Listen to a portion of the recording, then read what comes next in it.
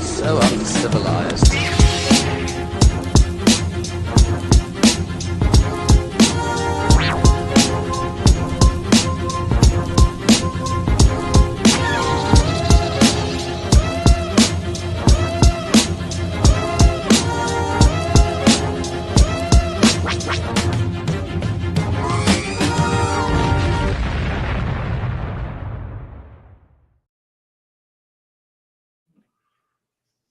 Wow, it's been a while, man, since I heard that theme song. What's going on, guys? And yes, I know we're not on stream yet. So just wanted to show you guys a little look at the background real quick. Welcome to Uncivilized Scoundrels Collector's Edition, man. We're on episode number 1. And here we are. And let me actually bring in my beautiful panel right now really quick. Boom. My man. Let's go. We got my man. We got my dude Eric in the house. Eric, how you doing, brother? I'm doing great. Let's talk about Star Wars. Absolutely, dude. Talking collectibles. Dude, we got a legend here, man. We got my man Harold, aka Commander Green, is on the stream with us, man. With the helmet and everything. Let's go, dude. Man, I don't know how the heck Hector did that on Mafia's stream for a whole night. Holy crap. That's wild, dude. I don't know how anybody can do that all night long as far as wearing helmets. Who's that dude that wears a stormtrooper helmet for all of his shows? I forget his name. Greedo shoots first or something like that, or hello Greedo. Hello Greedo. That's it, man. But I don't know how that dude does it, man. That's just it's wild. Right. Yeah, I haven't seen his live stream before. Oh no, he's old school, dude. He's been around for a minute. Been around for a long time. And hey, $10. What'd he say? He won't wear the whole stream. Nah, dude. he said that, Ant. It's 6 scale Mafia in the house. Speaking of coming in the house, we got my man Luis Pop Culture Relics is in the building, dude. What's going on, brother? What's going on, guys? Sorry I'm a little late there.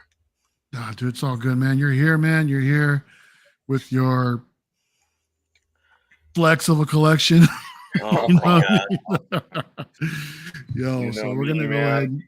Hell yeah, dude. Nothing overnight. These guys, man. You guys got amazing setups, and can only imagine what those boxes will look like when it's all in box there, man. Well, absolutely, man. For Eric, man. I mean, I got a lot of stuff. It's just I'm gonna be moving next year, so I don't know how much I want to put up. Yeah. Man. Yeah, I totally get that, man. That's what sucks is just packing everything up before the moves, man. Especially a large collection.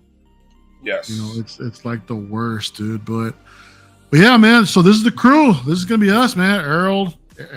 Eric, Harold, and Luis, and myself, man. These are the 4 scoundrels that be talking collecting, bro. So hopefully we're gonna be doing this about. Right now, I'm gonna start probably bi-weekly, like every 2 weeks. We'll see how it goes. Tuesday nights. Want to try to keep the show about an hour and a half tops. And so I appreciate everybody here in the chat right now. Starting off with my dude, Funky Cold Santa. So Ray, what's going on, bro? Popcorn, yellow stripes, nice, dude. Hell yeah, dude. OG fan when Star Wars was just Star Wars is here. What's going on, bro? Shout out to my man Lane, dude. Lane Kramer. Hello, coming through with the points, dude. He hooked it up with all these sideshow points for Spooktacular, man. So appreciate you messaging with those codes, man. Yeah, hopefully y'all are doing great. Yeah, I know y'all mostly want to scale, but what do you think of some of the new Black Series? We're going to talk about stuff. I mean, we're actually, the show is going to be dedicated to talking about not just 6 scale, but we're going to be talking statues, vintage collection, Black Series, all kinds of other stuff too, man, when it comes out. Yeah, I saw in the thumbnail life-size R2D2 from Home Depot, so we'll definitely get into that discussion later. But yeah, man, appreciate everybody being here. S Beam's in the building. Congratulations, dude, on Collector's Figure episode 200. 200, man. That's amazing, dude. Yeah, Blue Tattoos here. What's going on, Blue? And hey, OG fan with the gift, man, to the greatest intro riff, the mall, and the greatest Commander Green photographer. Yep, and everything between all Star Wars, baby. Hell yeah, dude. Absolutely, man. Definitely, Commander Green, one of the best photographers that are out there, man. I'm a big fan of his work, man. I tell him all the time. He knows. Thanks. He knows. Do you want a mic? What's going on? What's going on, dude? And drop the link. Hell yeah, dude. Thanks, Ant. Appreciate the love there. Yeah, guys, first episode, man. We've been talking about this for a while, and we're finally here. So let's just have some fun tonight. Just talking all kinds of shit and whatever. We got Hector in the building right here. What's going on, Hector, dude? Luis doing double duty in the chat and on the panel. What's going on, bro? Got to, man.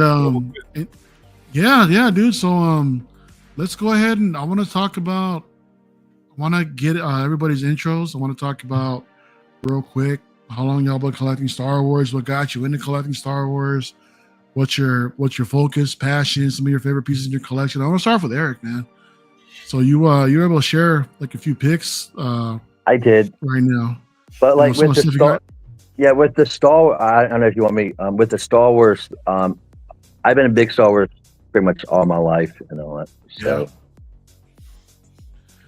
Yeah, dude, and with your move coming up, man, I mean, this is what we are just talking about a little while ago. This is like a pain in the ass, man. Just because I know, dude, as a collector, you want all your stuff out on display, but just, got to get ready for a move, right? Mm-hmm. Yes. Yeah, dude. So, bro, you've been collecting for basically as long as you remember.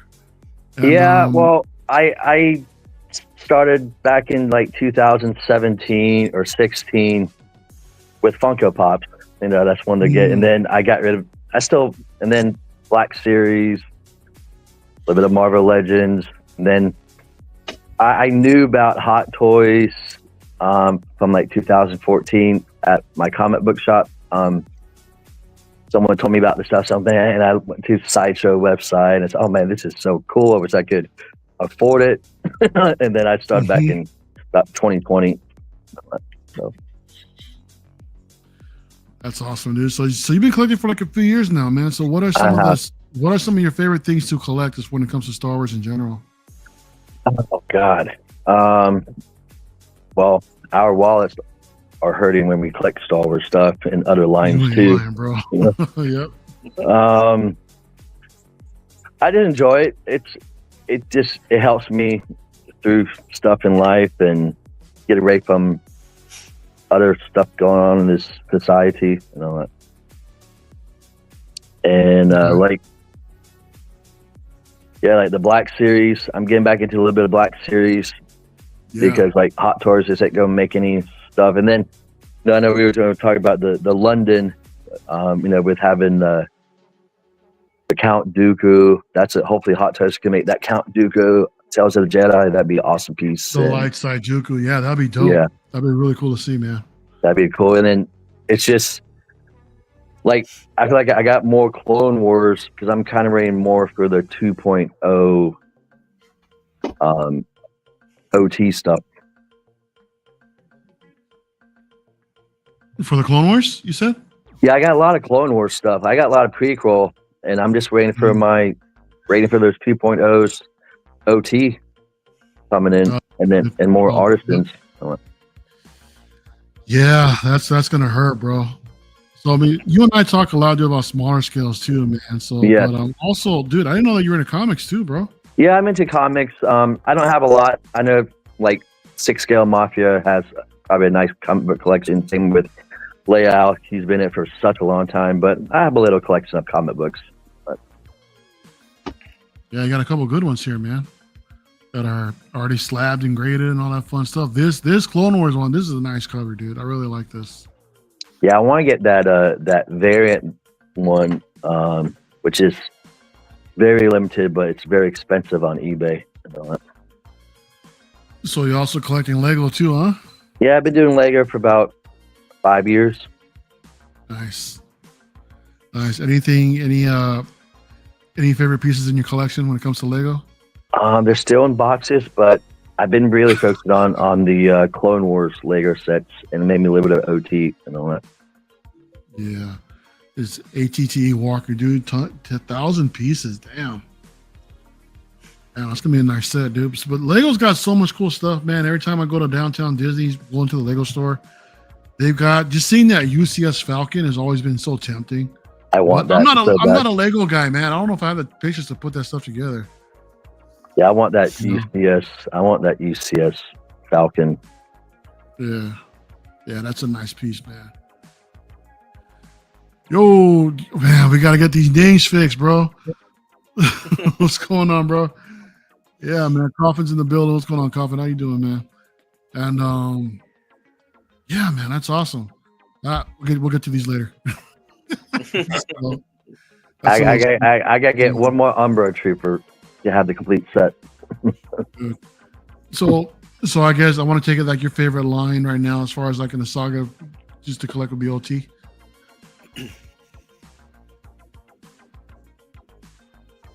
Eric, what? Oh, the BLT. As far as like, yeah, as far as your favorite era, and as far as collecting Star Wars, man, do you have a favorite, or is it all good?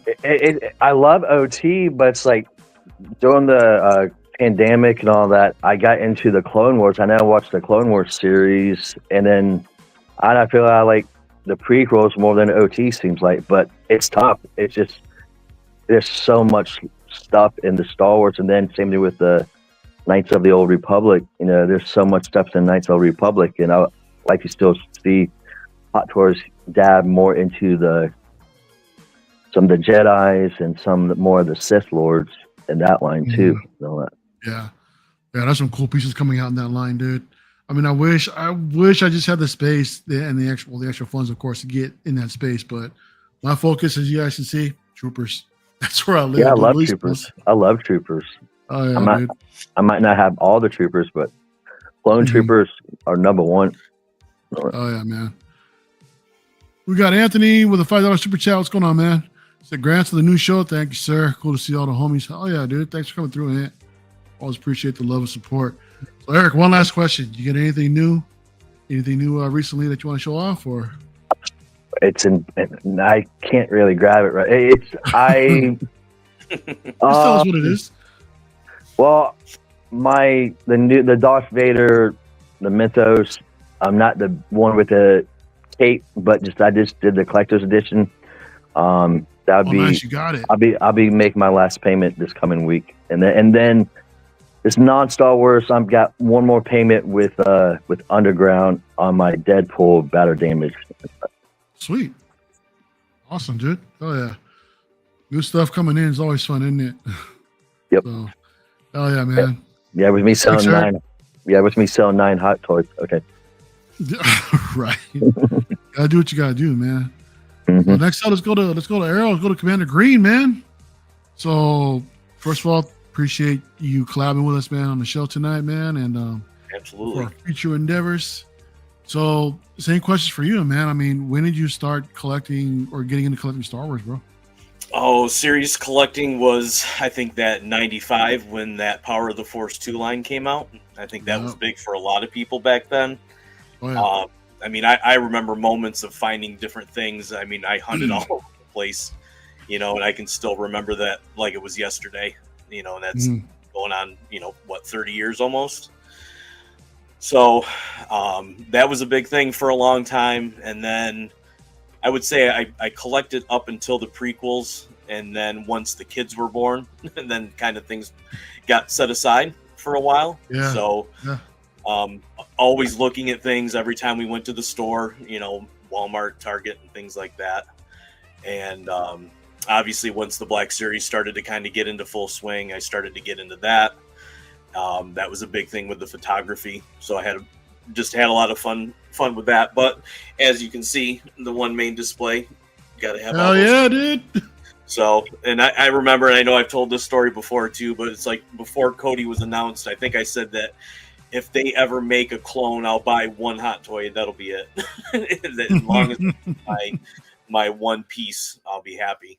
And that's what it turned into. So yeah. Yeah, that's how it starts. It starts with one. And then years later, dude, there's boom. Here we go. Got a whole bunch of them. And then like this guy, then these guys come along and it's like you can't say no. Can't say no. So right now your focus is pretty much 6 scale Hot Toys. That's like your main focus. And, that's the main thing. And I will pick up like favorite characters. I am trying to stick with prequels and Clone Wars era. at least. Yeah. And just try to stay in that lane. If there's a trooper, like Eric was saying, he loves troopers still. Like I'll still pick up a random like stormtroopers if they come out with something that I want to. Oh gosh, what else? Even in the Black Series in the Vintage Collection, I'll pick up random figures like that as well. Yeah, that's still cool. Is there anything like randomly that stick like something weird and random that that sticks out in your collection? Oh God, and I had to put them away because I didn't want them to break. I actually was gifted some of the Burger King glasses from back in the 70s, and nice. some of those, and I think from Empire. So I ended up with a few of those that I'll dig them out for the next show and show them. Oh, but for sure, dude. That's actually really cool. The guy's like, yeah, we were just trying to get rid of these, and nobody was buying them. And he goes, here, just take them. And it was a customer. With my landscaping job, we meet a lot of people, and he would just said, oh yeah, I'm trying to get rid of this stuff. Do you want anything? So I was like, heck yeah, that is so cool, man. Those resources like that, man. You just get to network with other people like that. Finds all kinds of cool stuff, dude. So that Commander Green helmet, dude, I didn't know that was. Is that a custom or is that retail? No, that was Disney Shop. Oh, nice. That was this past spring. Yeah. And that was a no-brainer, right? Oh God, no! That was no hesitation. That's awesome. They actually have a 212 helmet there as well. One of the grunts. Oh, yeah, that's right. That's a new one that just dropped over there for the. It's still up too. Yeah, it's that's still up. Awesome, dude. Let me check in with the chat real quick, man. We got my man Jay, brother Cousins is here. What's going on, dude? Thanks for coming through, man. Power to Jedi, Force Hunts, BITD, short sabers, long sabers. Yep, you remember that long saber, short tray, all that fun stuff. Boba Fett with the half circles, half circle on the hand. Yeah, all those variants back in the day. OG fan, dude, nice. Equan is here. What's going on, bro?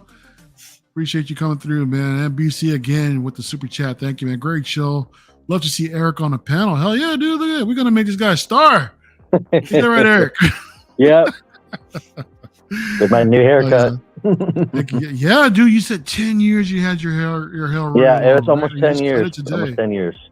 That's crazy, bro. Appreciate you, Jay. Appreciate the super chat, brother.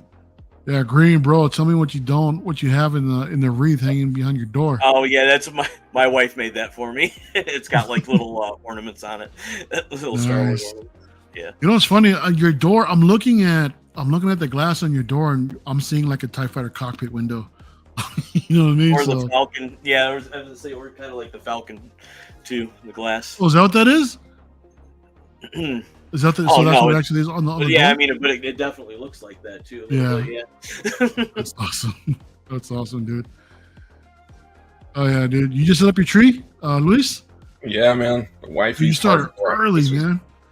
I'm the one that has to lug it, so I might as well get as much time out of it as I can. Yeah. Yeah, I know. I think I'm gonna start mine probably this weekend too, dude. So Christmas time is already here, man. Johnny Chronicles is here. What's going on, bro? Yeah, Chuck G, dude, for real, dude, that was fire, right? He got some cool shit, dude. So Harold, you are known amongst the community, man, as not that, not the Lego collector. Hang on a second. Let me get my stuff in order here really quick. Photographer extraordinaire, dude. So you've been in the game for like a minute, dude, posting all these badass pics. What I love about your photos tell so much story. Like this particular one right here, we got Phase 2 clones, with Cody on the way with and I love how you implement some of the vehicles that are in the background, even from TVC you said, and also to the micro collection in the back. The Micro Galaxy, yeah, because that one, that gunship is a Micro Galaxy, and then the ATV's 3 3/4 inch. Yeah, I love how you have that force perspective, man. It just makes it look so real, dude. The way you got your lighting set up is, I can't, all day, dude. Thanks, man. Straight up, man. Hell yeah, dude. Really appreciate that. I mean, it is fun. It's that release. Oh, and this is Harry's shot because we did a collab. That's awesome, man. Actually, you and Harry connected like this. Yeah. Yeah, we're going to be doing some more. Again, with the Sideshow clones, Bly, and the 2 Phase 1s. So, oh no, these are Hot And Toys for clones. me, it's that outdoor light. Those are Hot Toys. Yeah, Yeah, bro. the Hot Toys and the Sideshow Bly. Once again, man, your Clone Wars era photos are just incredible, man. Absolutely stunning. You know, look at this. You got Obi-Wan in the 332nd, and out there watching football. My daughter's college. Those family. Yeah, man, amazing pick. So before, what got you into taking photos, man? I mean, was there any inspiration, or just because of the figures itself, you just wanted to tell a story? This goes back. Actually, my sister-in-law shared a video, and it was, I don't know if any of you guys follow or have heard of Sir Dork. No. He basically takes photos of everything from Black Series, Marvel Legends, vintage collection, and stuff like that. And he would use fireworks in his photos. So Oh, okay. she had sent me a video of him doing that, and then that was kind of that leap of like, oh wow, this is looks like a lot of fun, and just to be able to do something with the collection instead of just sitting it out and just leaving it there. So yeah. They're so cool, dude. I can look at these pictures all freaking day, man. You know, so you've evolved from like how did it start? Like, what kind of camera did you use from the beginning? I mean, a lot of us typically use cell phones for everything, right? Yeah, I started off with my iPhone. That was the first thing, and then we have a Rebel T6, and my son was doing a lot of photography even back then too. But that's the only thing that I've shot with now for the past, since probably 17, I think it was. 16, 17 was when I started. So nice. Yeah, I've come a long way with photography, man. I mean, look, just looking at these last shots that we've been seeing, I mean, you can really see, again, just how you tell a story with all your photos, you know, with everything. And plus all the little extra effects that you have in here with different, you know, different shades of lighting and shadows, you know, and your backgrounds. It's incredible, dude. You do amazing work, dude. Thank you. Well, and I've tried better too, because a lot of times it would just be a figure standing there. So I've really tried to create scenes, and you know, and tried to do things like that too, to give them a little bit more life than what they were before.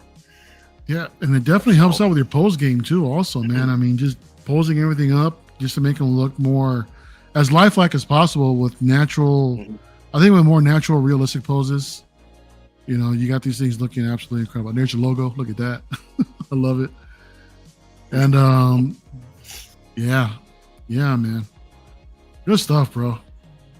So guys, check out Commander Green, man. This is all of his Facebook photos, man. But if you guys get a chance, check him out on Instagram.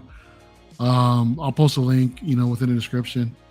So you guys can check him out, man. He's got some really, really cool wizardry. Always appreciate you giving me shout outs and stuff like that too. I mean, you've done that for a long time. So, you know, and Anthony pleasure. And all these guys. Oh yeah. Last but not least, man, my dude Luis, Pop Culture Relic, dude. You've got looking at your collection behind you, man. That's, I gotta say, dude, I want to be like you when I grow up. You know what I mean? I appreciate it, man. Very, very nice words. And like these guys, you know, we start off somewhere. And realistically, the higher end collecting, it's been about 20 years almost. Okay. People, I mean, I started off with the Force Effects lightsabers, you know, as far as the replica props that I couldn't afford a master replicas at the time. Yeah. And I saw the Force Effect for like $100, and I thought, man, this is like a real lightsaber, you know?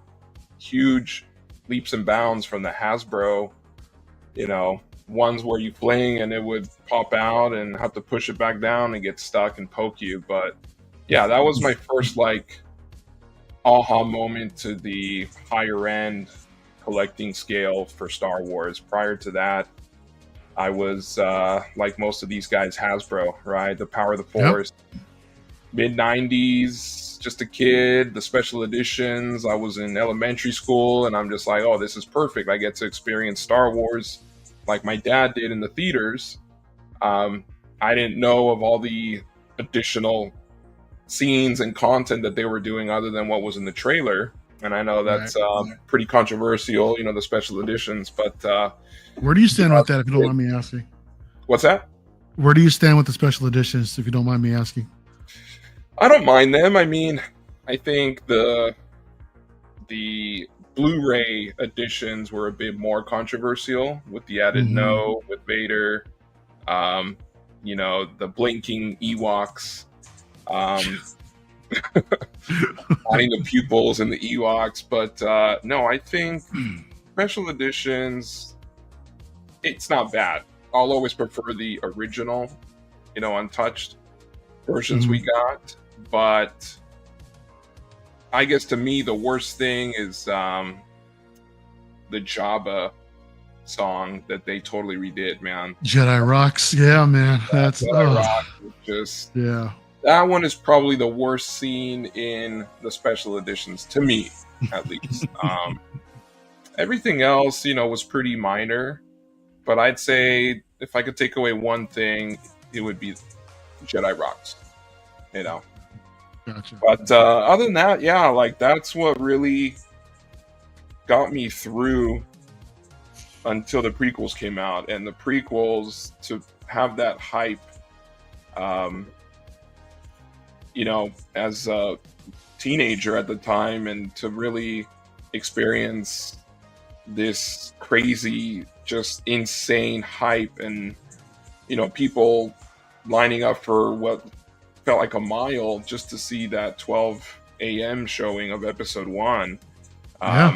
That just took my fandom to a whole nother level. So the prequels really got me on board, and ever since then I've just been hooked even more so. So as far as what I collect, I will always be a huge fan of the original trilogy. But the prequels, I feel like the designs of the prequels, that's where Lucas really hit it out of the park.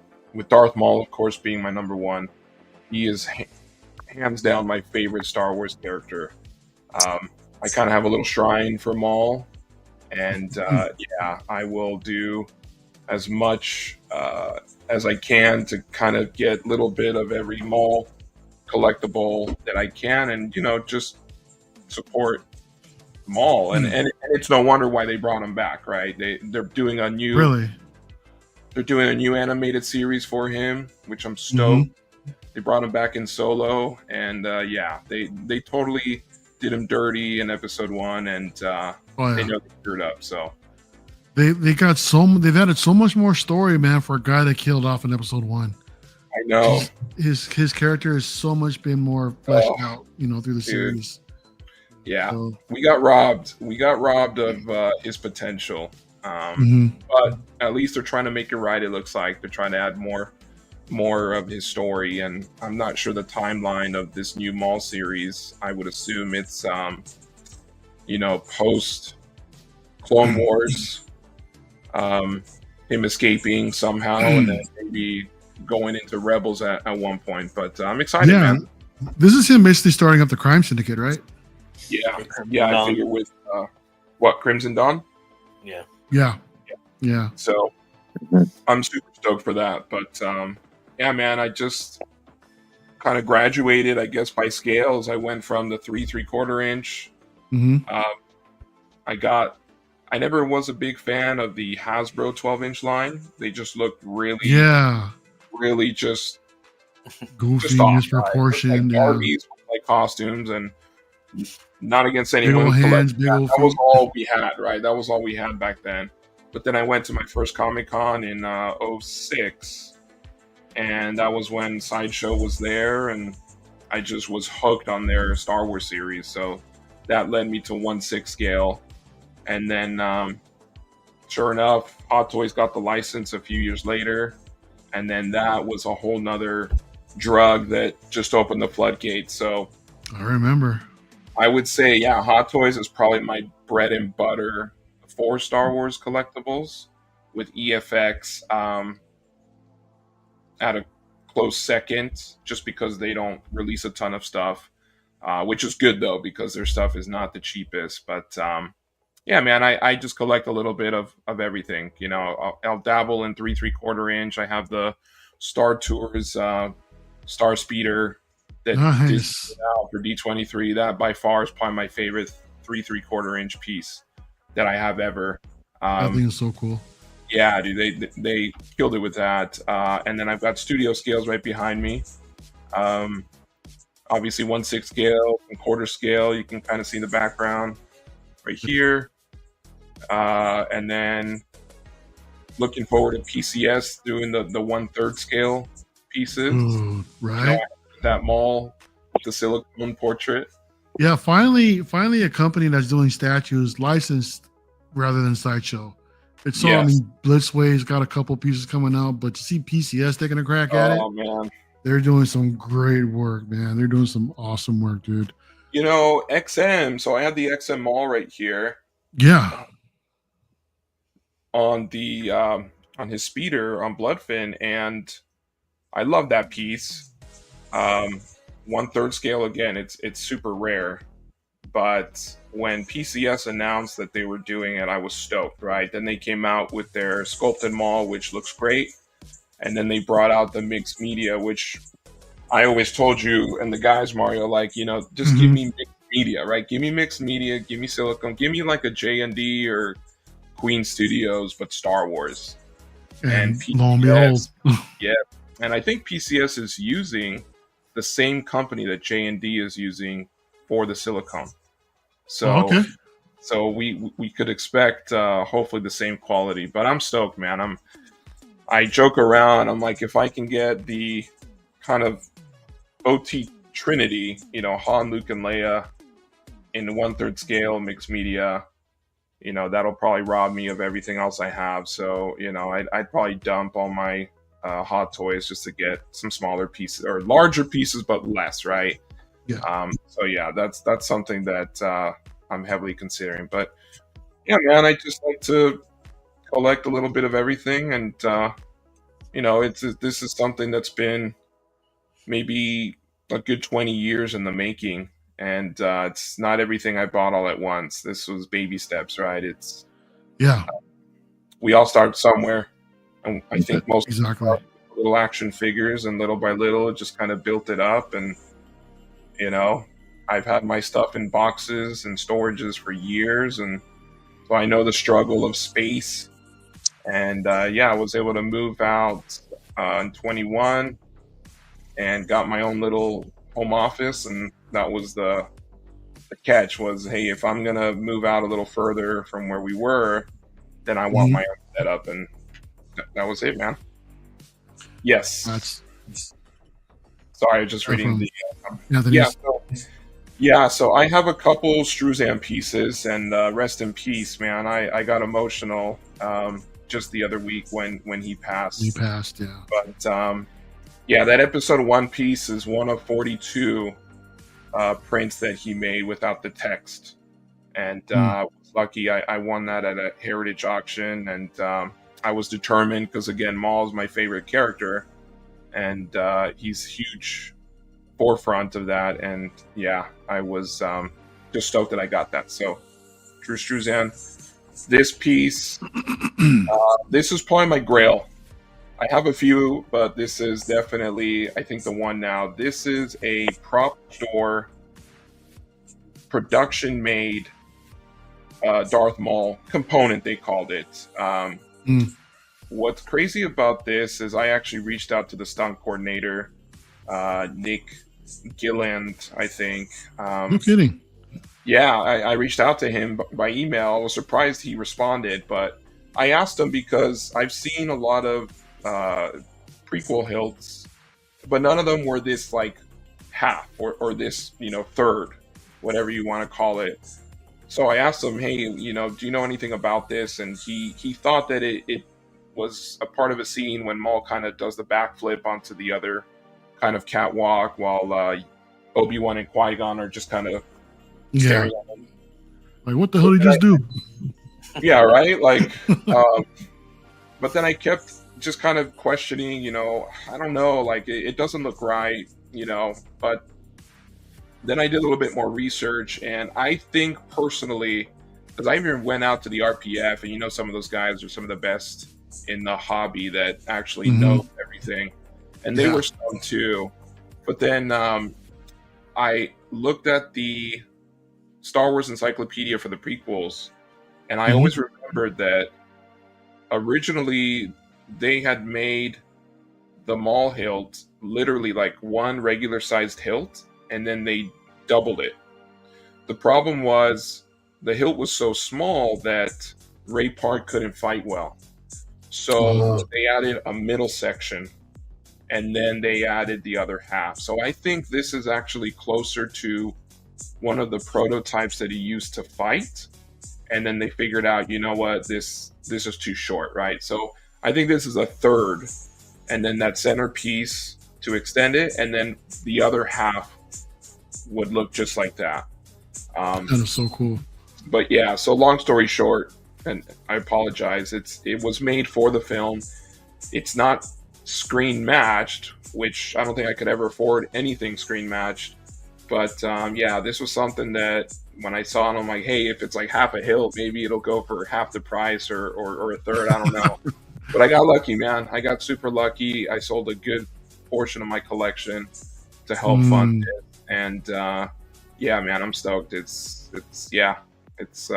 my grail. So yeah, man. I mean, that's a sacrifice we make as collectors, man. When we're looking to transition to different scales or to different things to collect. I mean, in your case, you got into prop replicas and higher end pieces also, man. So, and that's the sacrifice you got to make if to sell off, like you said, a good portion of your collection to obtain your grail. Yeah. And, yeah. Kudos on you for having the strength to do that. Thanks, man. So that's freaking awesome, dude. Real quick, dude. Shout out to Brick Artemis. What's going on, Brick? That's coming through. Late bloomer, dude. I'm so confused here, man. Go Dodgers, but you got the Blue Jays logo on your avatar. What you doing, bro? What's up, Bloomer? Oh, that's crazy. But yeah, man, Lewis, I'm gonna go through some of your collection also, dude. So what we're looking at, but not just Star Wars, dude. You got yourself some Dark Knight stuff. J&D, Indiana Jones. You got that beautiful Iron Studios Darth Vader right there, the same one I've got. That's an amazing piece. Oh, that's another grail for a lot of Darth Vader statue collectors. You got your Iron Man, you got your Avengers, but your stuff is so clean, man. And these are IKEA displays.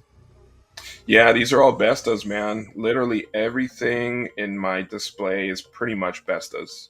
Nice. Bestas and Billies. Those props, they look clean. Oh, thank you. Yeah, so those are Billies. That's where I got all my Master Replica stuff. These lightsabers, bro. Dude, these are so nice. Now, this is something that I've always struggled with doing because, I mean, my Hot Toys collection is so large is that I know what I have to do, but I don't know if I have the strength to do it. You know what I'm saying? So I feel you, man. I'll fall in that camp right there, man. But I'm having the hardest time right now with this with Google Photos, zooming in and out. There we go. Jeez. And let me see if we can go to some other photos of yours. And that one won't go. This app is bugging out. Hang on a second. There we go. Another thing too, what also adds to the display is the prints. Right? I mean, you got some artwork in the background that just also adds that extra flair to the collection. Yeah, it's a double-edged sword, right? When you collect so many different scales and so many different things, you want a little bit of everything, but it's just picking and choosing. And obviously I'm a huge movie buff. I love the artwork for Star Wars. I think all of us do. And Matt Ferguson did a killer job with these one sheets for the anniversary. So those are actually, one sheets with the lit up background, with the light up frame. And I mean, I obviously had to have the Phantom Menace one. I actually bought an original one sheet for the Phantom Menace as well. But I had to keep it a little cohesive with Matt Ferguson. So I did episode 1. You can see there, episode 6 for the OT, and then I just kept it generic for episode 7. And that was mainly because of Han Solo was on that print. So, you know, it's not that I favor that more, but I just wanted to keep at least one from each of the 3 films. And yeah, episode 7 I think is the most kind of colorful. But yeah.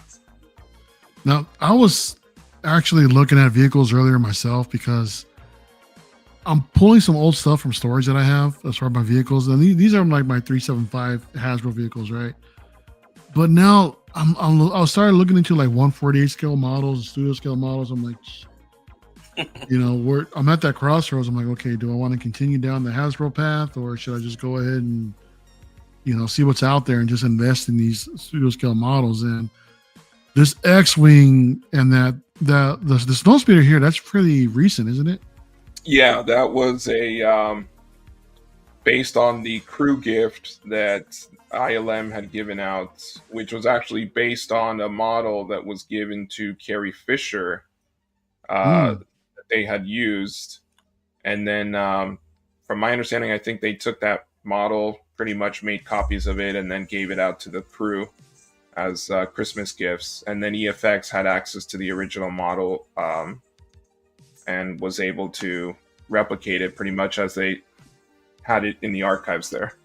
But they used a similar model, I think, for their signature edition AT, and yeah, so people were kind of saying, hey, we had like a, you know, studio scale technically of a snowspeeder that we had no idea of up until they started making this. So that's a nice little homage to what they did. And, you know, it's a good price. It's something small. I didn't get the signature edition, but it's nice to have this kind of studio scale representations of these vehicles that I loved, right? I mean, that's those 3 ships, the Falcon, the X-Wing, and the TIE Fighter, to me, I think kind of sum up Star Wars. For me at least, if you can sum up Star Wars in like three vehicles, I think that would be it. You know, Death Star, of course, could be in there, Star Destroyer. But to me, I mean, just the dogfight between these 3 ships, that's it for me. Real quick, shout out to CC. I haven't seen CC in a minute. I'm so happy you're here. It's great to see you, CC. I can't do the screen or produce used stuff.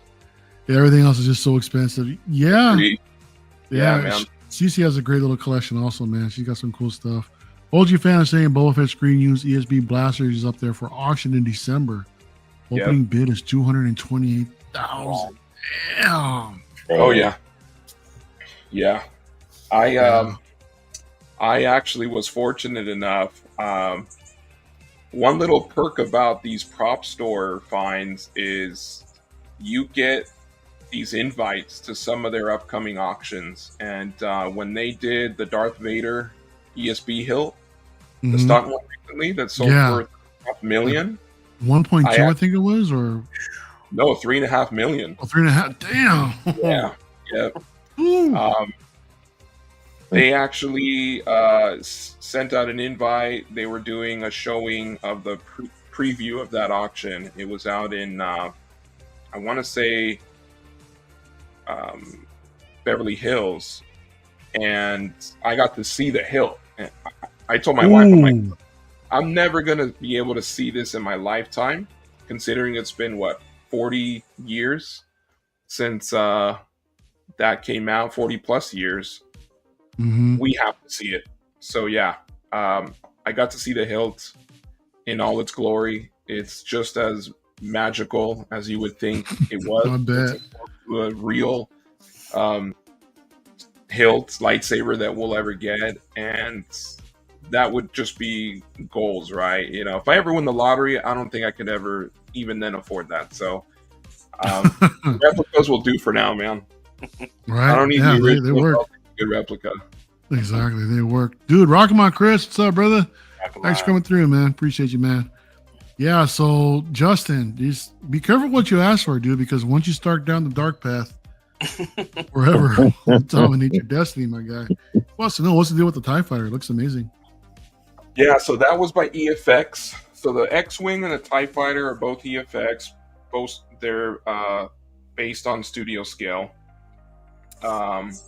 It's a great piece. That was actually the one studio scale that I had missed, like the regular pre-order. Obviously, was kicking myself, and I'm like, okay, I have these two.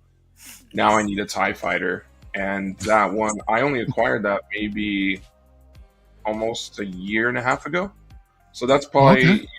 with the exception of the little snow speeder, that's my most recent studio scale. Nice. Rumor is EFX is going to do possible Slave One or Starship, Boba Fett Starship, right? They're Not going so to slave do, one. yeah, I know, right? They're going to do the Darth Maul speeder, which I'm stoked for. They were going to do a TIE Advanced, which I would love that. But yeah, they're kind of shying away from a lot of the larger studio scale. I know the ATSD is right around the corner, which looks amazing. Yeah. But unfortunately, I just don't see them making these larger size vehicles like they did, like Master Replicas days and all that, which sucks because they're so great. But, cost now, inflation, I mean, these would be small fortunes compared to what they were, Oh, for sure. hundreds of dollars at the time. Gio, what's going on, dude? Movie Cannon's in the building. What's going on, man? Justin's also saying, yeah, amazing pickup with the EFX vehicle collection. Dude, that's amazing, dude. Your collection is just Now this guy right here, man, Ultimate Flex. We talked about this, you and I, a few times, man, and I still oh man, I this is my holiest of holy grails, dude. Yes. Like, seriously. That's a great white buffalo, man. I really would love to pick up this piece, but right now it's someday. It's had to move back. I mean, life has been happening a lot for me recently, man, and I've got to slow down. But damn, Luis, this is just. So we're looking at the Master Replica Falcon, right? Signature. Yes, is it a signature edition, or you got it? Or you got edition, that Yep. 500 in the world. Yeah, this just the when layout. That's awesome. Yeah, when I first got into Master Replicas, this was already sold out by then, I'm pretty sure. And at that time, the price was maybe like $1,500, $2,000. And I got into it thinking, oh, shoot, $100. Like, that's all I could do. So I never thought that I'd be able to get it. A long story short, COVID happened. I think we all had a little extra spending money, and someone actually was selling the regular LE in LA, and I had extra money saved up. I'm like, I'm gonna pick it up because these things never go for sale and they're huge, so nobody ever wants to ship them. So I managed to pick up the LE. And of course, I'm like, the LE, I love it. It's not enough, but I still want the SE, right? I want that authentic Ford signature because he never signs anything. Yeah. And then only up until recently, I was able to score just the plaque with the COA. But then my OCD got me. I'm like, you know what? I technically have an SE, but it's not an SE because the stamp underneath the ship says limited edition, not signature edition. So my OCD got the best of me, and I'm like, I gotta have the authentic SE. And then sure enough, some guy was selling the SE, and this was only a couple years ago, where the market was really bad, for almost like the same price that my LE was valued at with the plaque. So I'm like, you know what? I'm going to sell my LE with the COA and the plaque and just get the SE. And I pretty much broke even. So this is that SE that I always wanted from early 2000s. I really traditionally only got it technically up until maybe a year ago. So yeah, man, I mean, we're talking 22 years later that I finally got like that grail that I always wanted. So it's possible, man. You want it really bad, and if you can do it, I'm all for it, right? YOLO. And this was definitely the grail up until my Darth Maul hill. This was the grail. Like, obviously we had wildfires here in California. We had a close one a few years ago. Yeah. And this was the first thing that I started packing. Oh, dude. My wife was packing up, photo albums and mementos, and I'm over here packing up Falcon. So, this. Damn everything else, right? And I was flying with it too. I mean, this thing's this big, and I'm just like holding it, for a good brief second, just to bring the inner kid out. So yeah, it's definitely one of my favorites. Yes. Yeah, man. Yeah, the this hero is ship the PSP version. That's so awesome, man. Justin saying this ship brings great memories of the history of the franchise, man. It's such a timeless piece. My favorite ship, timepiece, rather, yeah. in all of the Star Wars universe is the Falcon. Like I said, it just goes back to, one thing that could kind of hit home for Star Wars. If it's one ship for me, it's the Falcon. Mm-hmm. And there's so many iconic designs in their ships. The X-Wing is another one. We see the X-Wing used a lot of times in media, in fan films. The TIE Fighters, another staple, but there's just something about that Falcon, man. It's just like it's a hodgepodge, freaking kid bash hunk of junk that it just tugs at the heartstring, man. It just stands out. It's iconic, to the franchise, man. That's like, I don't know. Hell, I'll throw it out there, man. That's probably up there with the USS Enterprise. If not even more so. Come at me, Star Trek fans. But still, bro. I would put it above it. Yep. There you go. He said it. Sorry, guys. Falcon. Hey, go for it. I don't see any amusement parks that have a 1:1 scale of an Enterprise, even if it's just docked, right? So, make a 1:1 scale Enterprise like Disney did the Falcon. We'll leave it at that. But I like Star Trek. I'm not a hater for sure. I like Star Trek, but Star Wars, it's just it's the number one for me, man. If you can't tell by my collection, it's number one. Yeah, amazing collections, guys, all the way around. Thank you guys for sending pics and just taking the time to actually share. So, as for myself, I shared my own story a few times, but I'll go ahead since we're all doing it. Luis said it perfectly, man. I'm sure we all had Star Wars, the Kenner figures back in the day when we were kids, when we were younger, and that's where your imagination builds up when you're younger, man. I mean, I'm sure some of us might have more memories of playing with those figures than, I don't want to say more than the movies, but we basically extended our own worlds, from beyond the movie at the time, and from there, then when I think for me, when the Phantom Menace was announced, I just started thinking about those old times, and then I got sucked into the Power of the Force figures. I went hard, man. I mean, going into that line, and then Power of the Jedi when those dropped, the episode 1, when everything dropped, man, I went hard, and then it wasn't until episode 2 hit when I was like, you know what, this is like a never-ending thing. This is never gonna stop. So I had to take a break, and then, but with my collecting habits, that didn't last very long. I started collecting other shit. Got the Macross, Transformers, and other things, dude, that I love from my childhood. But then later on, when Hasbro announced the Black Series, they were doing 6-inch figures. I was like, yo, that looks absolutely pretty freaking cool. I like the idea of a larger scale Star Wars figures. So I went ahead and jumped on day one with those things. And me having that completionist mentality, I was able to get everything, as it dropped. I just collected wave after wave as they dropped.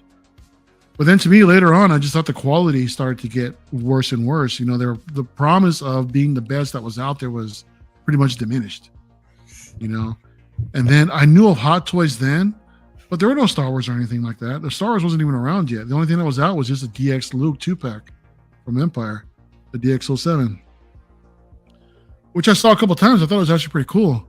But then I was like, you know what? I'm just going to sell everything. I'm just going to get into Hot Toys. And that's what happened. And then it wasn't until maybe, I don't remember, it was a few months or like a year later is when they announced that they're getting a Star Wars license. I'm like, oh shit, here we go.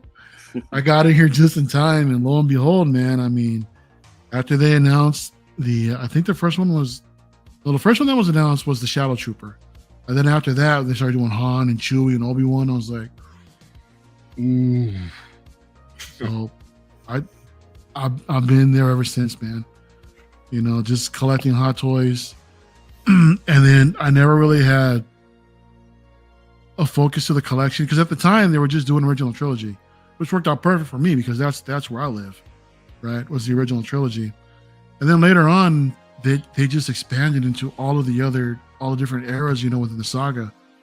They started doing prequel stuff. There wasn't really that many, but when the Mandalorian hit, that's when they just, you know, unleashed the floodgates and just released freaking everything, man. They just went ham, and I was like, oh, okay, I want to go ahead and see if I can keep up. You know, they did it with the sequels also. When the Force Awakens dropped, they did do a lot. Granted, there were a lot of troopers, but they were insanely overproduced. You know, so there was a lot of cool stuff then, and and then after a while, again, it just got to be too much, and I just had to pump the brakes and just try to refocus, which I'm still struggling with to this day. But since I've been collecting, I've always had the idea of just collecting troopers in general. You know, because I always loved that military, you know, within the Star Wars universe, right? So throughout the years, I just started getting the troopers, and now this is pretty much, you know, the fruits of that labor is this collection right here, man.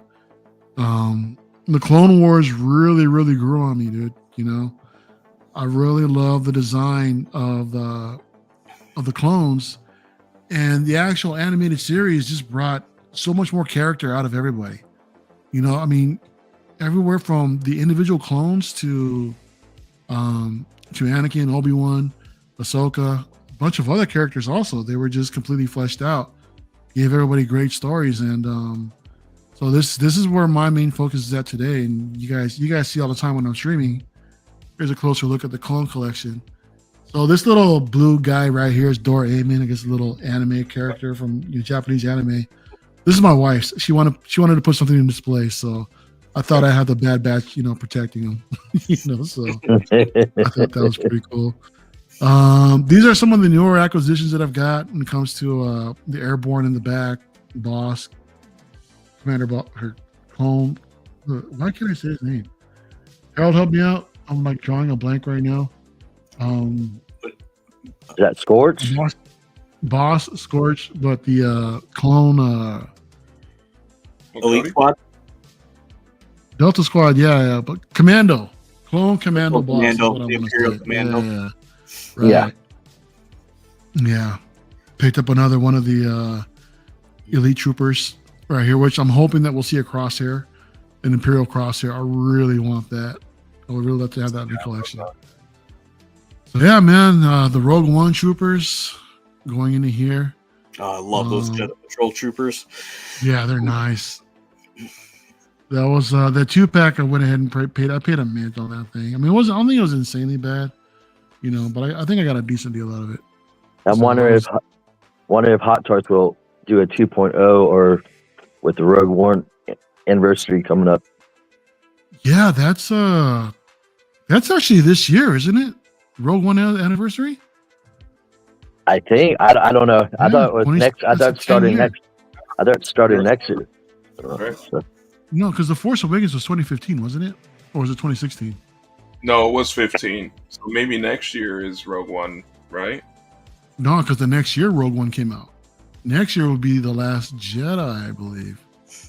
Was 2016 was Rogue One? I think 2016 was Rogue One.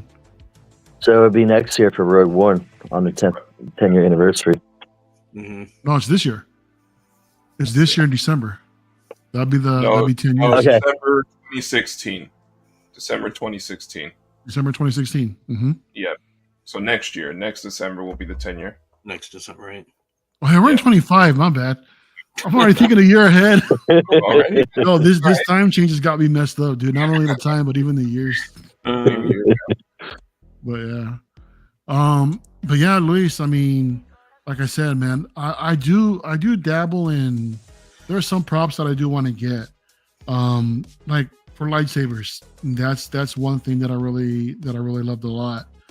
But the thing is I went ahead and got into some of the Disney collection figures or the Disney prop lightsabers. Yeah, those are great. Which are they're great, but then after a while, you start to notice how out of scale those things really are.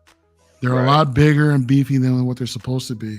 But there's a couple of them that are actually really pretty damn good. The Skywalker saber, the Vader, they display very, very well. But now I want like, found part stuff, or I don't want to go that far, but maybe just more prop replicas in a sense. Right. So I'm starting to look at, Theory Sabers. Theory Sabers, yeah. I'll talk it backwards. And massive replicas, to me, I would love to go down that route, but to me, that's like, the price on those things right now. I don't really want to spend that much when I feel like I can get something comparable, for a much better price. But for me, the Episode 4 Darth Vader hilt is the one that I really want. I recently got the EFX full size helmet, the 101. Yes. Love that piece. So gorgeous, dude. I love that. I think Episode 4 Vader is probably like my favorite, design out of that. So yeah, naturally I want to have a lightsaber to go with it, for the display, later on. But again, too, Luis, that Falcon, man, that's again my holiest of holies, dude. That's the crazy thing. So, yeah, that was pretty much, my journey, collection journey, summed up. But I forgot to ask you guys too. I got to Eric already. Myself, I'll show this off in a minute. But Harold, did you get anything new recently that you wanted to share? Or actually, the Airborne. I think that was the last. The Airborne and the Cody. I think those were the last couple things I got. I was like trying to look through. Yeah, we've been seeing them in your pictures, dude. cool stuff. Yeah, that's usually the easiest way to like figure out which one is my most recent one. Yeah. I usually like run outside as soon as I get one and take a picture of it. So, right. but yeah, I think that's the latest. What about you, Luis? I haven't gotten anything Star Wars recent, but I am soon. So Grievous from Hot Toys, I think is scheduled to be built next week, which I'm stoked for.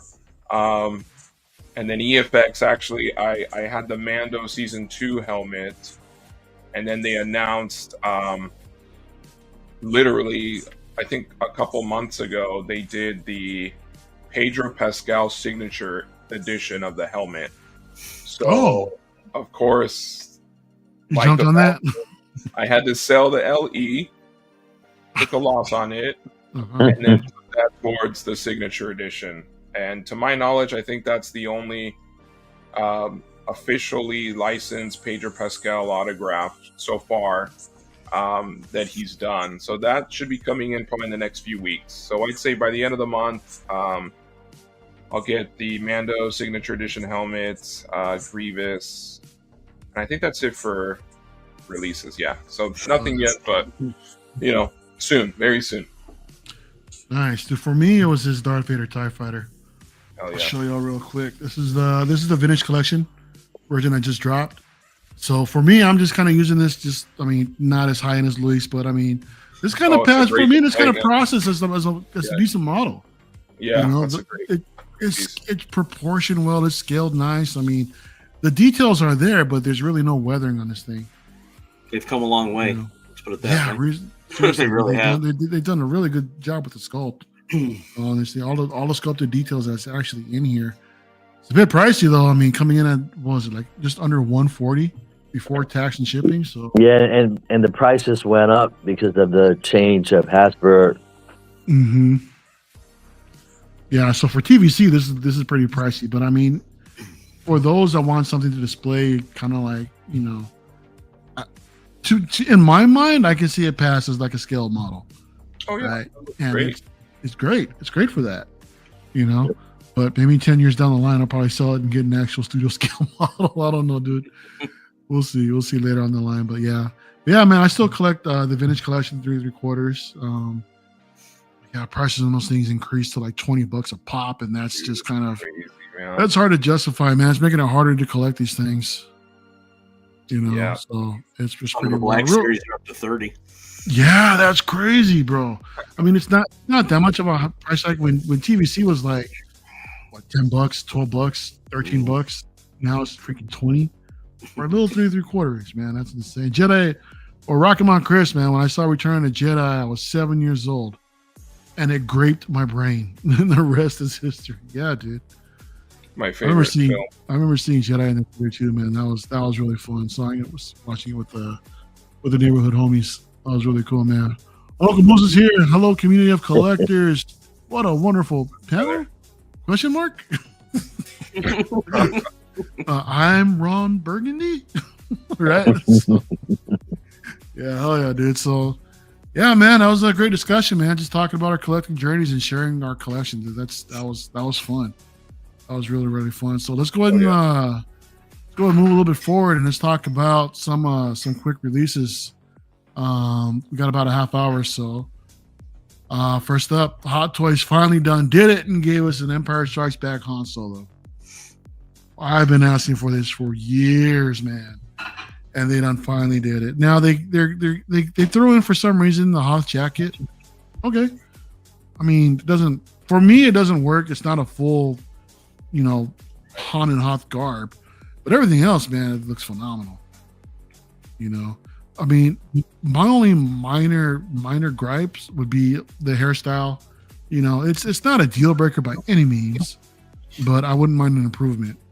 And dare I say, the stitching kind of stands out a bit, But again, for me, they're not deal breakers. But Eric, I want to go to you first, man. When you saw this actually announced, what were your thoughts going through it, man? When you saw this, I was excited. I actually pre-ordered it last week.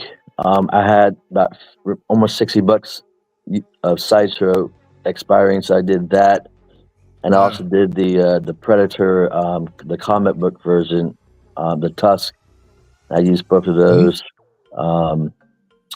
to use my points, my money for pre-orders last week.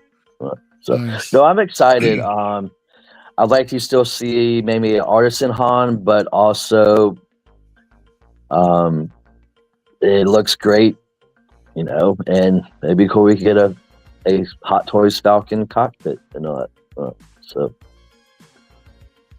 you think they'll actually release that? You think we'll actually see a Hot Toys cockpit? Everybody here on the panel? I personally don't think so. This is just I don't know. They did this before a long time ago.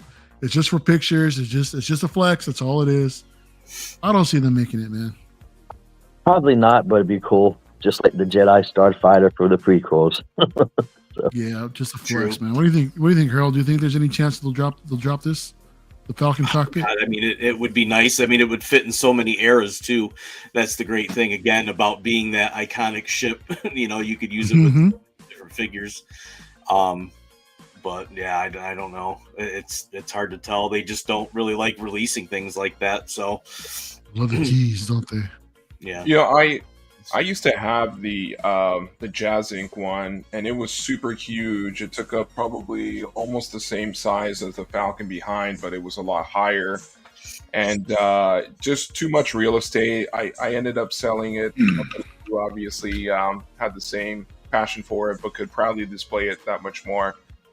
I would love even just that back part of the Falcon, right? Just even if they do like something like this size, where you can see maybe just it's cropped outside the frame, and they could literally just do like their cardboard background of the cockpit itself. But just having that little hallway, I mean, I think that'd be enough, right? But unfortunately, I don't think that they're going to do something that big. I think Hot Toys, if they haven't done a 2.0 already of these larger vehicles like the DeLorean, the Batmobile, we saw how the Bat Missile turned out. They scrapped. I just think anything too big that requires new molding or whatnot, they're just not going to do it. But I'd love to be wrong, right? I mean, I would take something smaller like this, but I don't see it happening. Yeah. No, you're right, man. I mean, it would be nice if they can just give us just like the back, of the doorway, dude, just to make some sort of dial piece. Yeah. That's pretty realistic, in my opinion. Yeah. instead of just doing the whole damn cockpit. That would be actually pretty cool if they did that. But I don't know. Time will tell. Commander Green, dude, the head sculpt, the likeness. I think they nailed it, bro. They did amazing. I mean, that's there. That's Harrison Ford all day. I think that's spot on from what they've done up until this date. And I haven't owned any of the other ones, and I think I was waiting for one like this before I would ever pull the trigger on them. And I think I said that would be the OT would be, you know, rolling eyes, updated sculpts, and all these things, and of course, you know, to get him. But then again, I slept on Chewie, and of course, he sold out. Like we were talking about, and he's on wait list. So I'm sitting there patiently waiting for him, and then eventually I'll probably order this and get it locked in. So we'll talk after the show, dude. So might want to spend your money. But Luis, have you locked down the pre-order on this thing yet? I haven't, but I will. I mean, it's not an exclusive. I think we still have some time for sure, but I'm a huge Han Solo fan. If you couldn't tell, right? He's my favorite. I'd say he's probably my favorite light side character, or Heroes of the Rebellion, by far. So this will be an easy order. I would probably even buy a parted out sculpt, you know, considering the 2.0, if we do see one, won't be till 27. If this comes out next year, I could see myself getting a parted out sculpt for upgrading the New Hope version for sure. Yep. Absolutely. This to me looks, going back to the hair, it looks a little bit more New Hope. Because of the heart. I think if he had more of the bangs that are kind of curling over, I think a hybrid between the Jedi bangs that are going over and this, I think would be perfect. But there's no doubt about it that's Harrison Ford, easily their best Ford sculpt to date. And I think they can tweak the hair sculpt easily. And if they don't, well, easy 9.5 out of 10. But yeah, I'll definitely be buying another sculpt just to upgrade my New Hope on.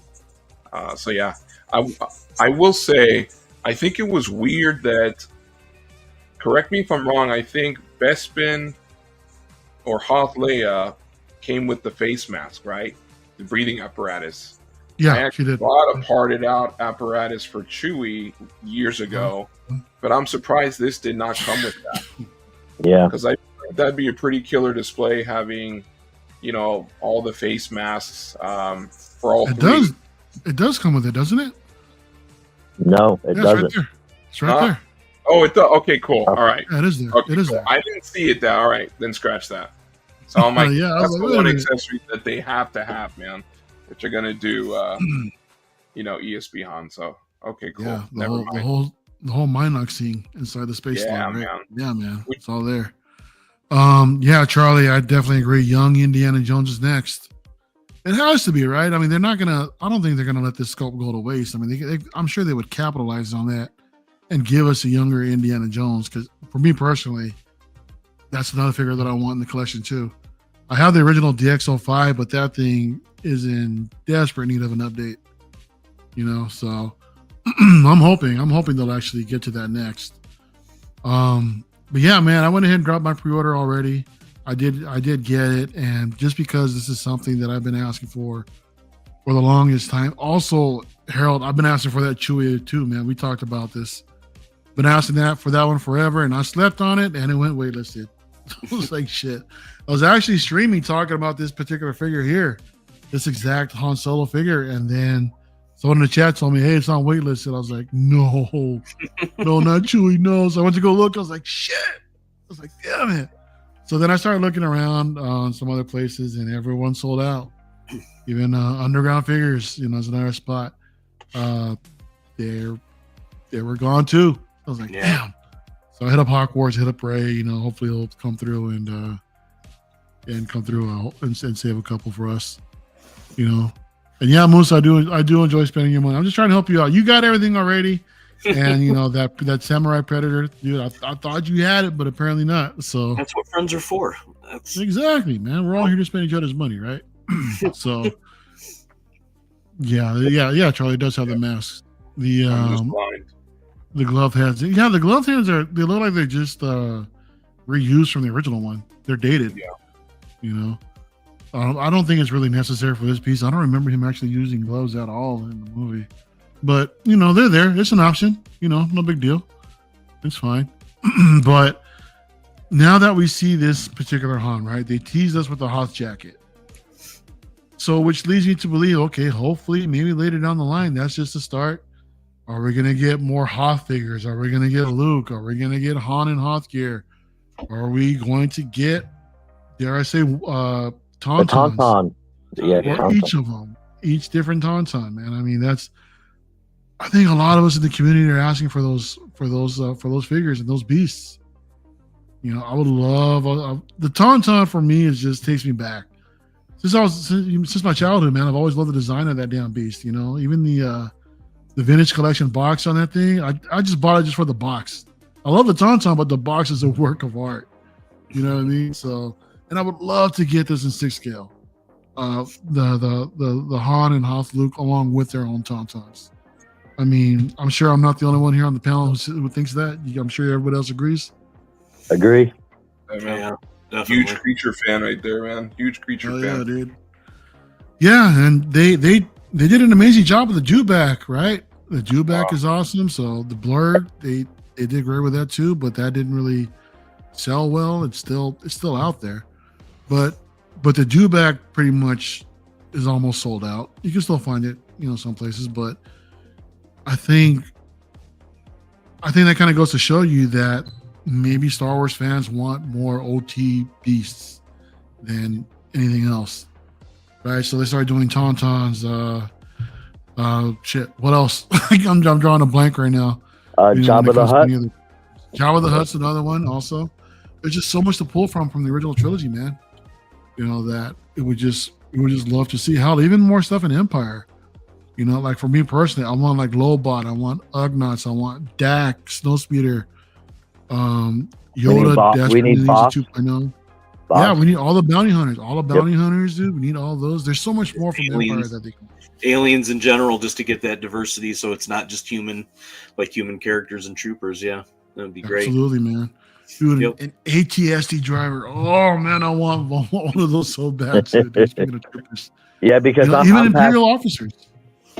Hey Mario, I'm passing on the sideshow stuff. I'm not buying them so I'm just waiting for Hot Toys. Hopefully they release into that format. You know, I'm trying hard to stay away from the sideshow stuff, but when Commander Green shows me some of the stuff that he's got for the clones, I'm like, dude, I'm trying not to go down that route. But they look so good. I mean, they really display well. You know, but I know sideshow is not really known for for their quality. You know, so yeah, Luis and Charlie, y'all said Wampas. That's right. That's another one. I don't know why I didn't think of a Wampa. Yeah. Wampa, yeah. Yeah, maybe the space slug, you know, in the asteroid field. Maybe a diorama with that. It's actually real robots doing that. Yeah, so that's kind of interesting. They're doing a 1-to-1 prop model too. That's insane. Of that thing. Oh man, OG fan, what's he saying, man? He said that's why Sideshow is getting all my money for the Scum and Villainy. Yep, they got all the aliens that Hot Toys haven't even started producing yet. Yeah, you're totally right. You know, not just the Cantina aliens, but we also got Jabba's, how you say, denizens. You know, all the Jabba's goons. You know, so the Weequay gift cards. Yeah. Mm-hmm. Yeah, that Bib Fortuna is looking really good. I'm probably gonna pick that up. Well, they all look great. Well, hopefully that's the sign, since they did the crappy job on General Grievous, where we might have to wait several years for Hot Toys to do these aliens for OT. You know what? Mm-hmm. Charlie's saying that he's waiting for some more expanded universe figures and characters. We need those too. I never really gone down that route, you know, so I'm familiar with some of the characters and all that. I heard something about Chewbacca dying from getting hit by a moon. Right. Or something like that. So, which I can't wrap my head around that. but okay. Okay. But yeah, man, that's the Han Solo from the Hot Toys, man. This is it's an exciting release. You know, I'm completely, let me, do I still have that clip? Let me see. See if I actually still have that. Maybe I don't. I should get it though. What is this? I was looking for it would be a day long remembered. I thought I had that clip, but I guess I don't. So it just seems like for the past 2 years, Home Depot's been dropping some stuff for Christmas, some Christmas stuff, right? And they've been doing some 1-to-1 figures, animatronics from Star Wars. You got Darth Vader, that's just kind of funky.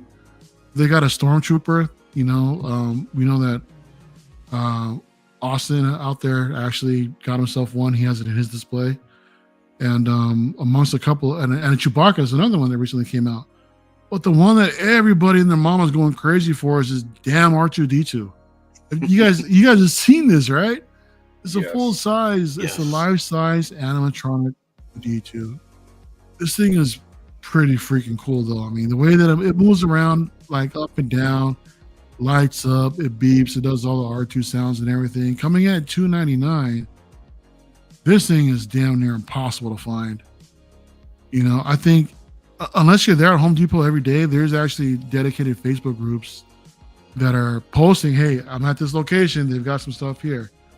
So if you're at the right place at the right time, you might have a chance. And I'm also hearing too that they do go up online sometimes, but they sell out within minutes. But for me personally, I'm not interested in this thing. I think it's pretty damn cool for what it is, for the price also at $299.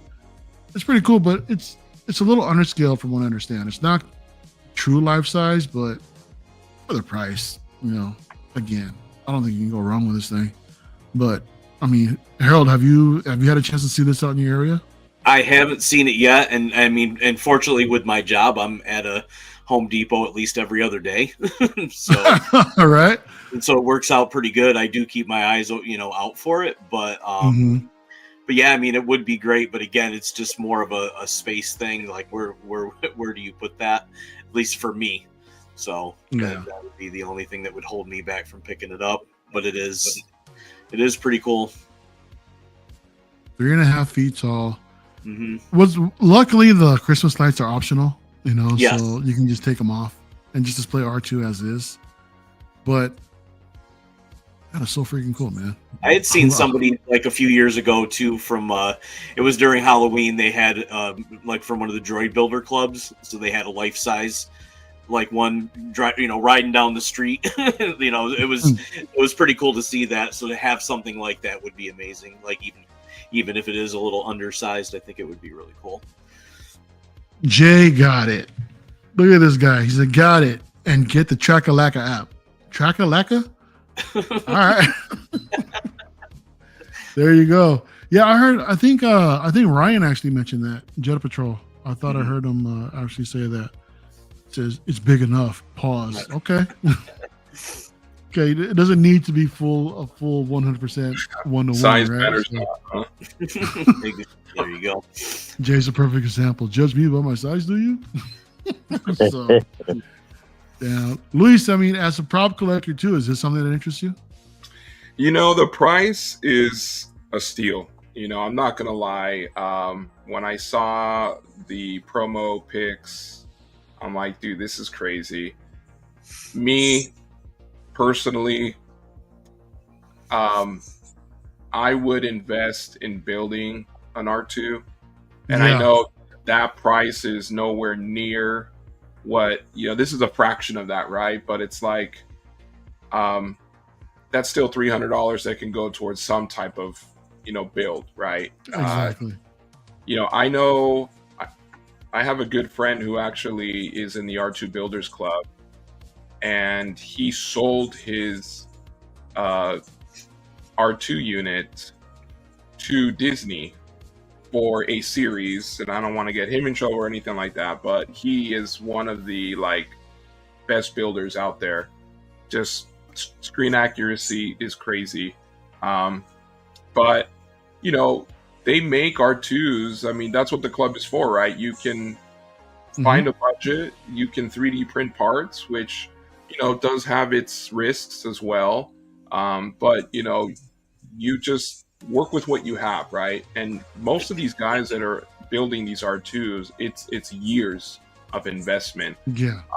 But that's what we do with our collection, right? If it's going to end up, being this display piece that you're going to invest time and money and effort, you kind of want to get the best that you can at the time. And that's just something that I would love to build an R2. I would love an R2 100%, but I would want one that you could actually remote control, that has the working wheels and everything. There are guys that spend tens of thousands of dollars on these units, which I don't know if I can ever go that far, but when you see what some of these guys can do with these droids, it's amazing. So I think for what you get for the price, you can't beat it. But like the scale does kind of bug me. But yeah, I mean, it's a great piece, but yeah, not for me personally. But I mean, I can obviously see the appeal, because for $300, that's like one metal component to like a real R2. So it's a great piece. But I would just invest a little bit more and to eventually get something a little bit more screen accurate. Yeah, Charlie is saying that we're talking about $4,000. I mean, from what I understand, when I was looking into a build, they can go for as low as just under 1,000. I mean, you can basically have set your budget to probably 1,000 minimum. Yeah, and just do whatever you want, depending on how much you want. Right. If you want just like an R2 that does not move, it's just static, two-legged, or maybe even with the 3, like, you can do it. Throw some blinking lights and sounds, like, it can be done. But if you want the full-on remote control working, aluminum dome and pieces, that's where it's going to cost more. But yeah, I mean, you can do it. That's the beauty of these builders, is you tell them what you want and they'll help you find the pieces and the budget for it, right? So yeah, but it looks great. I mean, you're getting a smaller R2 for $300. That's the price of a Hot Toys now, which is crazy. So it just comes back to quality over quantity, right? I mean, that's the way I see it, at least. Totally agree with you. Real quick, so Moose is asking, so who runs Uncivilized Scoundrels? I thought it was that Lale or R&B, that Robert Meyer Burnett. Really? Okay, quick history lesson, y'all. Uncivilized Scoundrels came from a joint collaboration from Lale and myself. We were talking about a show for a while, a few years ago, and we were brainstorming on a bunch of names, and I came up with a name, and we both agreed to it. And as far as the intro, my brother made that beat.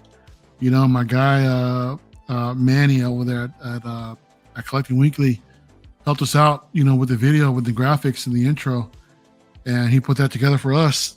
So yeah, Moose, this was a day one between Lale and I. Since I haven't really been around since he brought it back, they've just been talking to all the media over there on his channel. So I said, you know what? There's a lot of, when we first started doing the show, we also wanted to bring in collectibles, but the show just never really got a chance to go in that direction. So I came up with the idea. I said, why don't we just do a spinoff? Right. So I went in and pitched it to him. Let's do a spinoff, we'll just call it the Collector's Edition. He was on board with it. So we're going to go with, and that's what we decided to do is, we'll do the Collector's Edition on my channel, which we're just going to talk collectibles, and he'll continue with the media side. He's talking about the lore, the franchise, the movies, TV shows, all that fun stuff. So there's just so much Star Wars lore and things to talk about, right? So we basically had to split it off into 2 shows, But yeah, Lale and I are the sole creators of the Uncivilized Scoundrels. So yeah. Quick history lesson there. So, but yeah, going back to this R2, Eric. I mean, this is a really cool piece. But like I said, I'm with Luis where he's talking about how I'd rather just take that $300 and just invest in a build for myself, or because Sideshow has one, but they want like what 10, $1,000 minimum or something like that. I don't know. I remember Louis, Disney Parks had one too. Didn't they have one for 25,000? 25 grand, yeah. That was Wow. insane. At the Disney Parks, I said nope. It was good to take pictures with. It was cool, but You know, at one point, I not that I could, but I was just thinking, you know, maybe because I'm a sucker for like officially licensed pieces. Like Mhm. if it's officially licensed, this being Disney, you know, maybe, but yeah, that's a lot of money. You know, granted, you get some special, you get like a restraining bolt, and it's like a limited edition restraining bolt with it. But yeah, no, that's a lot of money. It's a lot. That'd be the most expensive collectible I have. So yeah. yeah, there's today's lesson, right, OG fan? Thanks, bro. But yeah, Eric, is this something that are you intrigued by this at all, or? I live by 2 Home Depots by me, and I really haven't gone and looked. If I see it, maybe, but I don't know. I'd rather feel like I want to invest in more of either Hot Toys or, like I said, maybe one day save up some money and maybe spend around $2,000 for an R2D2 unit. I don't know, but it's cool. It's just like I know Harold and you are like clones, and Luis probably might like certain clones, but I'd rather put my money into clone troopers and OT. You know. Yeah. Yeah. Mm-hmm. Oh yeah. If you guys wanted something more 6 scale and more budget friendly, I cannot recommend this Spiro. Oh enough. yeah. This thing is so cool to play with, man. I mean, if you can have like get the old app to work, this thing lights up and moves around, remote control, everything. You know, I had bought. I don't know if you guys are familiar with the Luna bot that came out a while ago. It's basically kind of like an AI pet robot. Oh, that's So cool. I had picked one up for Christmas, you know, for my wife and I, right? And she didn't care for it. So I returned it and I pulled this R2 out of storage. She loves this thing more than that Luna. So I thought that was actually pretty funny. But yeah, it's really cool. I mean, it does so much stuff. It's really cool. I really like it a lot. You know, Rand's Talentino's in the building. What's going on, bro? One by what? What's going on, man? Commander Green. Look at that. You got a fan here, bro. Oh, Ren's the man. I'm a yeah, big dude. fan of his too. Absolutely, dude. Does amazing artwork. So real quick, guys, I know we're a couple minutes over, so I just one last thing really quick. And we'll go ahead and get out of here. We were talking about clones a little while ago, and we got the 104th Battalion Clone Trooper, man. I'll Phase take 1. 12.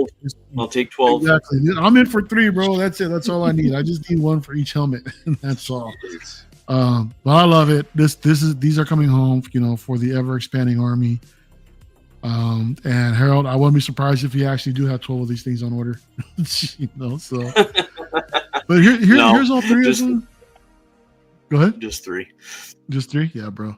Like, here's all 3 of them. I heard. I guess these are some.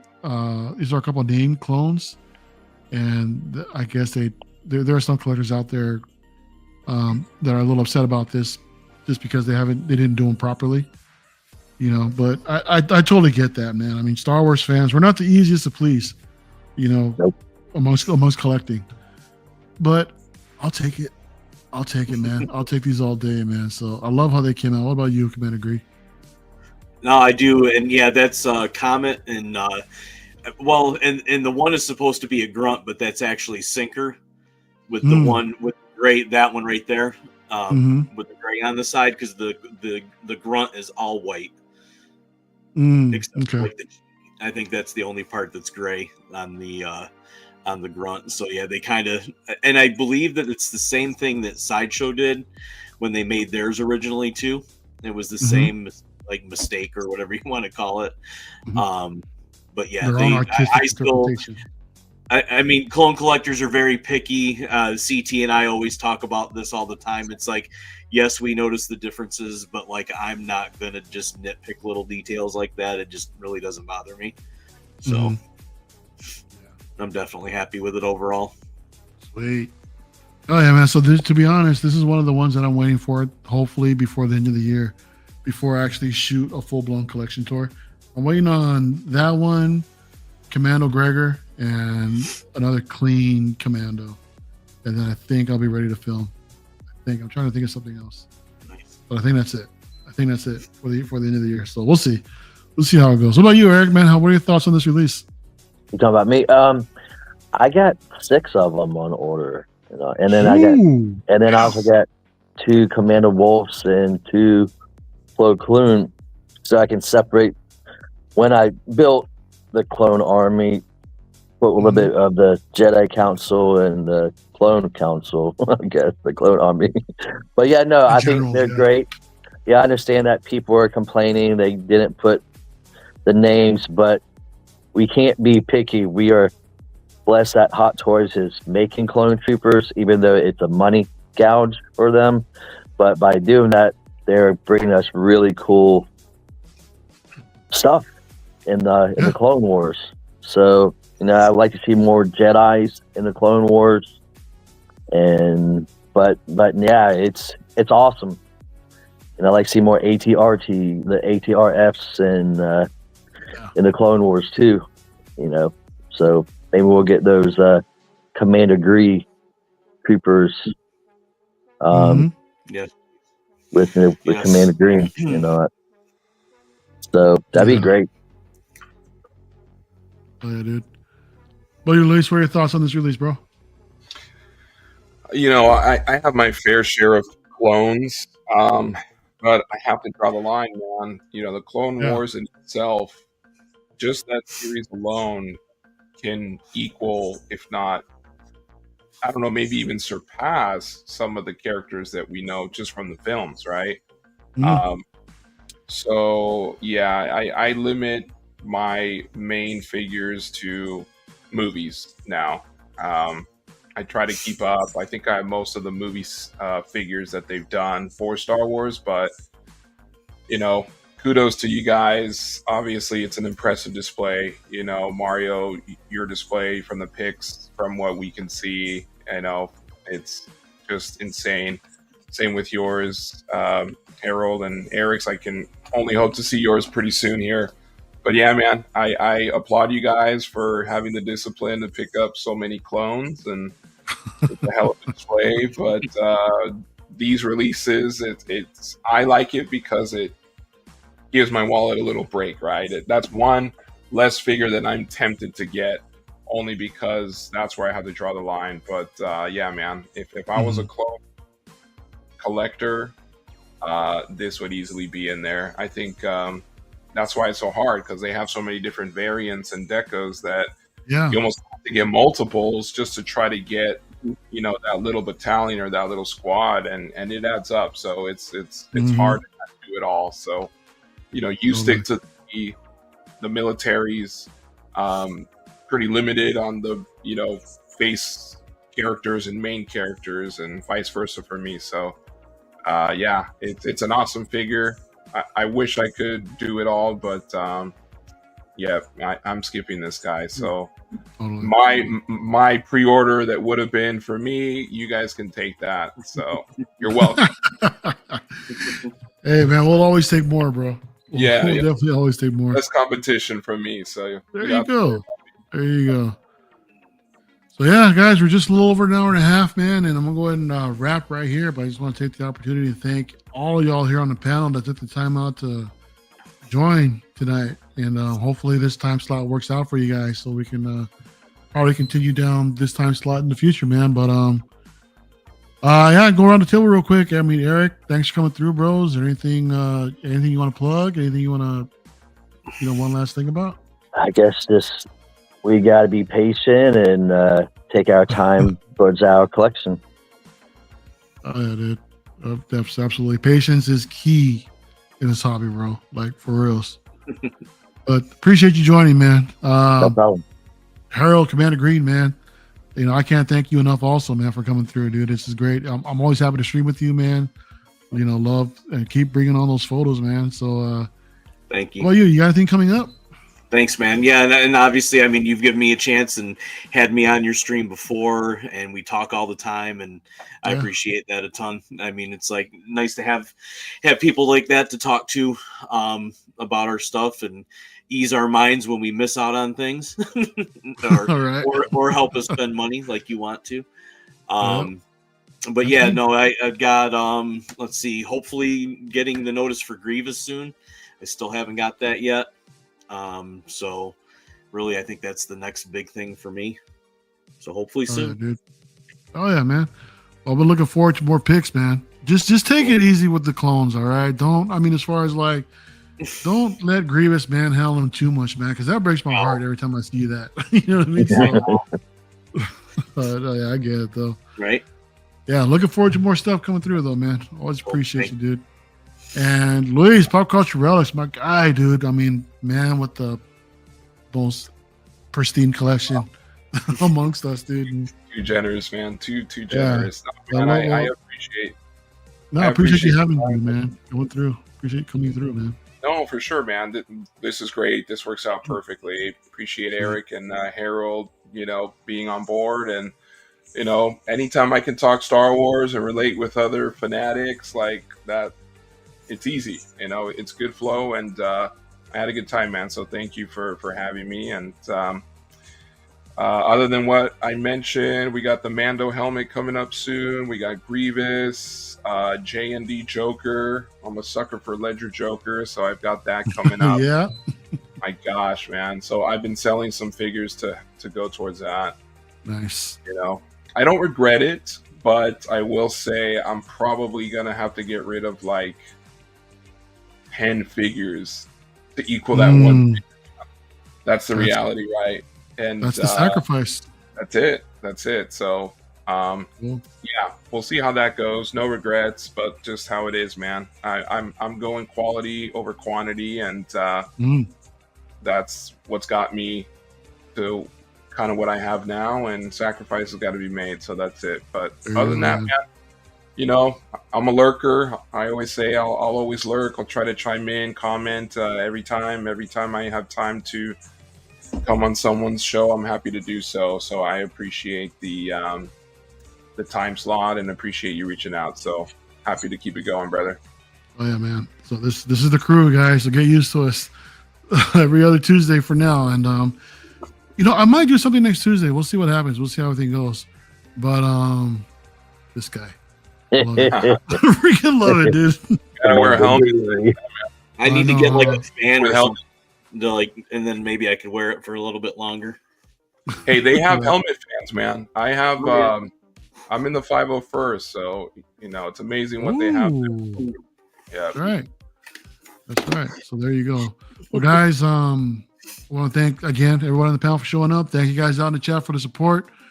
And yeah, until next time. The Force will be with you, always. We'll see you next time. See you guys. So uncivilized.